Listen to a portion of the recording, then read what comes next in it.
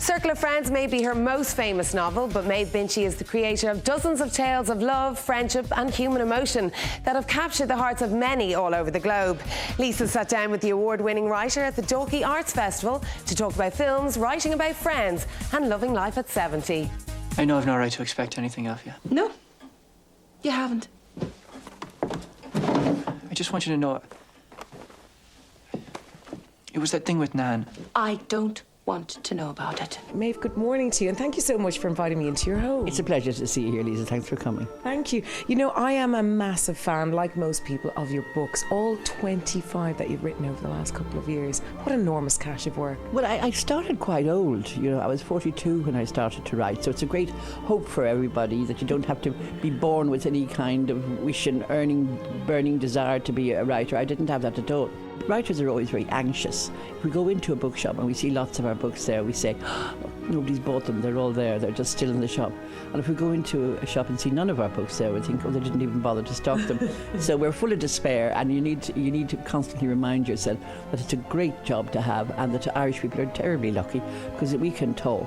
And if you can talk, you can write. Maeve, who was writing nearly 30 years, still gets told off about one little thing in her books. More description, please. I suppose when I'm talking to people, I don't notice so much what they look like.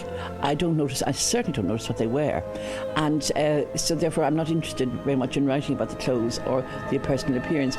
I'm much more interested if they were a nice person and that you got on with them on a level, and that would be what I would be trying to describe. And I forget that I haven't described them because I've sort of seen them in my mind's eye.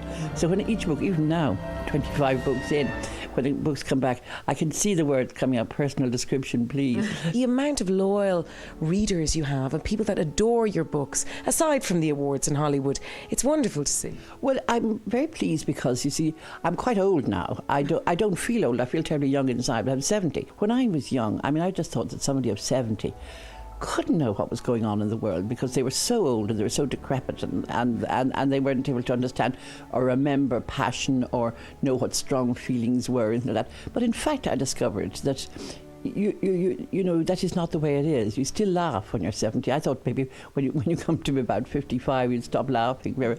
I've never laughed more than in recent years. Maeve predominantly writes about women, their circumstances, their triumphs and their challenges. But why are we such an interesting subject matter? And women, when they're talking to each other, they do talk about their circumstances.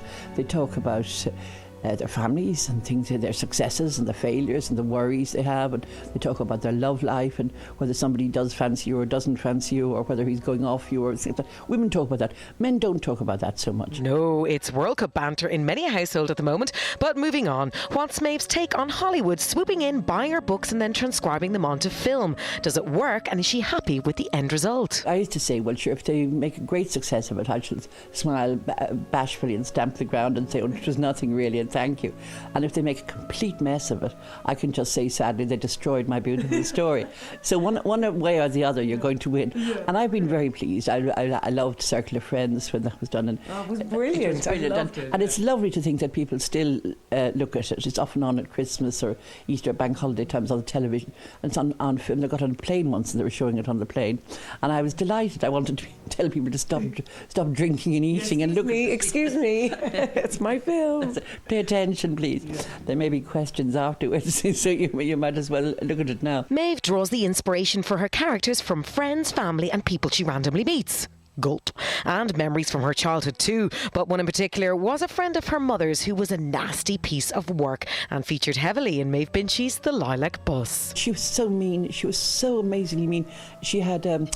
She had plenty of money, much more money than we had. Now, I stole that aspect of her, and people said what an amazing character she was, the girl who was a doctor's receptionist, who was so mean that she wouldn't ever buy anything. So if you look around you can take little pieces of people's personalities, but then put them into somebody totally different so that they'd never recognise. So to get bookworming and decipher who really is that character in Maeve's next book, Minding Frankie will be on shelves later this year.